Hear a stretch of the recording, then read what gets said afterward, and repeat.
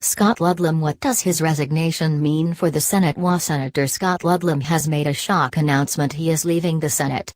He is the second senator in from the last election to be taken out of the mix, after former One Nation Senator Rod Coulaton was ruled ineligible to stand due to bankruptcy. So what's going to happen next?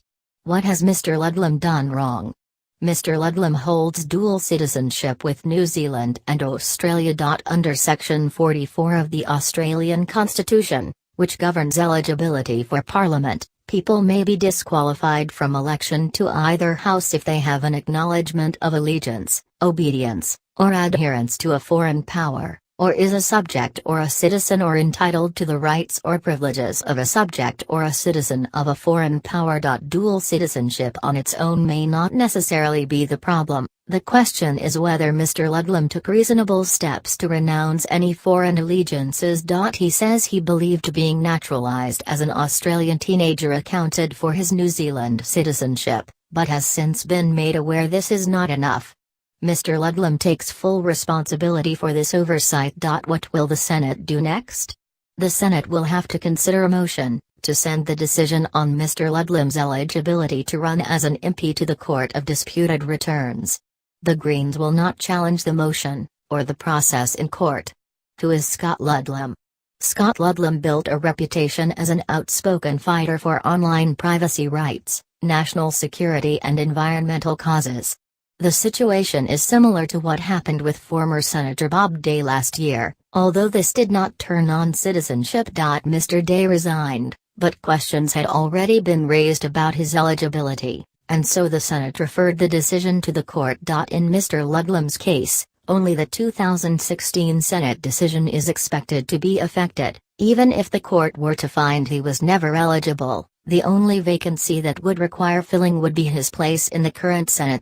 Who will fill Mr. Ludlam's spot? It's hard to know how long the determination by the Court of Disputed Returns could take. If he is found to be ineligible, under Section 15 of the Constitution, a consequential vacancy would need to be filled. Analysis from Insider's host Barry Cassidy. The important thing to keep in mind is it will not change the balance of power. If they follow normal proceedings, then the Greens senator will be replaced by another Greens senator. They don't lose a number, but they lose a talented senator. In recent times, we have seen from Scott Ludlam that he can be brilliant at times in committee hearings, and he has a searing sense of humor as well, which cuts through. It would be open to the Greens to use likely replacement Senator Jordan Steele John as a seat warmer and then bring Scott Ludlam back into the Senate at another stage. I am not suggesting that might happen, but it is open for them to do that. Senator Ludlam is a very well-regarded senator, and I think certainly Greens supporters around the country will be in quite a state about this at the moment. Watch Barry Cassidy's full analysis.